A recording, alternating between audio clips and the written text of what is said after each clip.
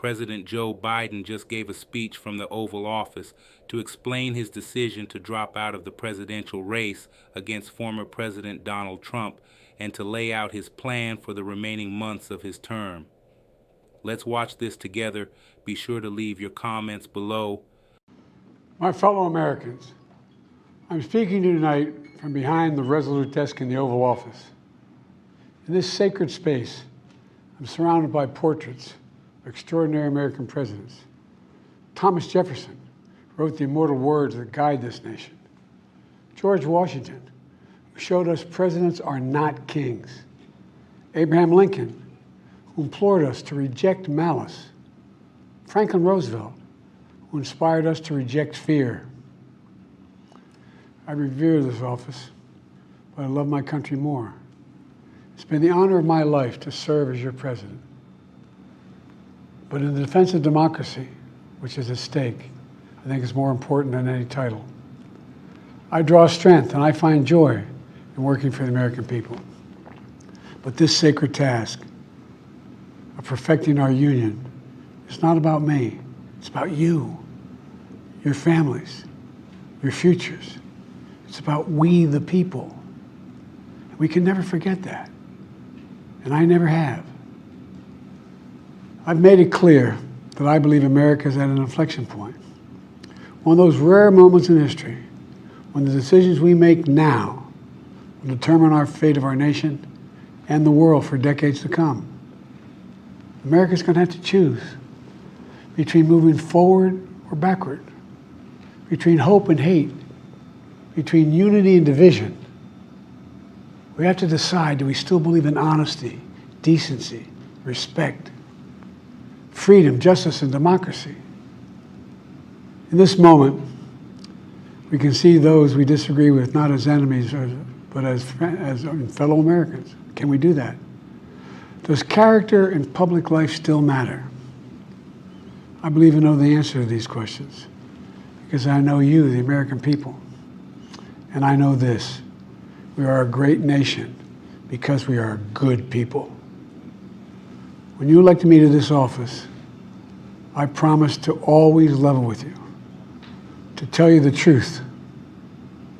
And the truth, the sacred cause of this country is larger than any one of us. And those of us who cherish that cause, cherish it so much, a cause of American democracy itself, must unite to protect it. You know, in recent weeks, it's become clear to me that I need to unite my party in this critical endeavor. I believe my record as president, my leadership in the world, my vision for America's future, all merited a second term. But nothing can come in the way of saving our democracy. That includes personal ambition. So I've decided the best way forward is to pass the torch to a new generation. That's the best way to unite our nation. You know, there is a time and a place for long years of experience in public life. But there's also a time and a place for new voices, fresh voices, yes, younger voices. And that time and place is now.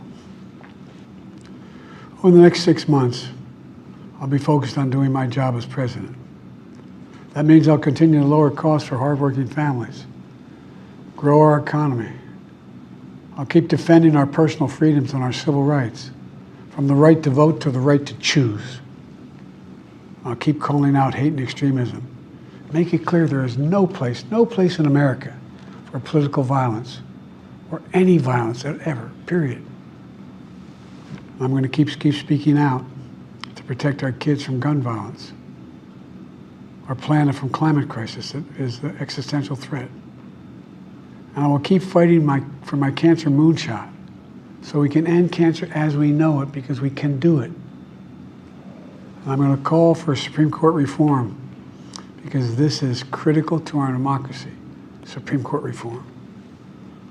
You know, I will keep working to ensure America remains strong and secure and the leader of the free world. I'm the first president in this century to report to the American people that the United States is not at war anywhere in the world. We'll keep rallying a coalition of proud nations to stop Putin from taking over Ukraine and doing more damage. We'll keep NATO stronger, and I'll make it more powerful and more united than any time in all of our history. I'll keep doing the same for our allies in the Pacific.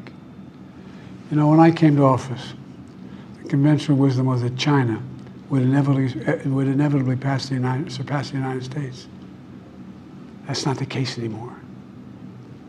And I'm going to keep working to end the war in Gaza, bring home all the hostages, and bring peace and security to the Middle East and end this war. We're also working around the clock to bring home Americans being unjustly detained all around the world. You know, we've come so far since my inauguration. On that day, I told you, as I stood in that winter, we stood in a winter of peril and a winter of possibilities.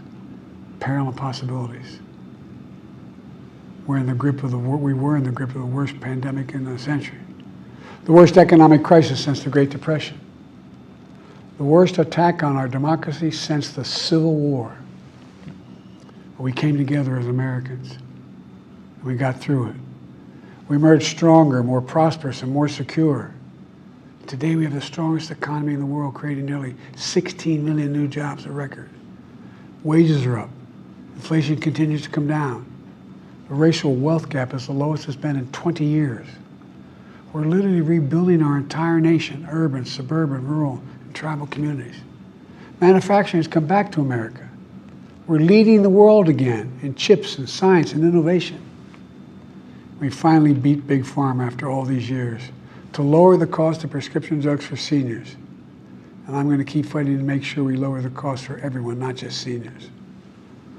More people have health care today in America than ever before. And I signed one of the most significant laws helping millions of veterans and their families who are exposed to toxic materials. You know, the most significant climate law ever in the history of the world. The first major gun safety law in 30 years. And today, the violent crime rate is at a 50-year low. We're also securing our border.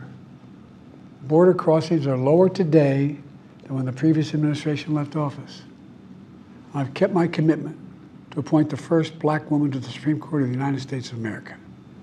I also kept my commitment to have an administration that looks like America and be a president for all Americans. That's what I've done. I ran for president 4 years ago because I believed and still do that the soul of America was at stake. The very nature of who we are was at stake. And that's still the case. America's an idea. An idea stronger than any army, bigger than any ocean, more powerful than any dictator or tyrant.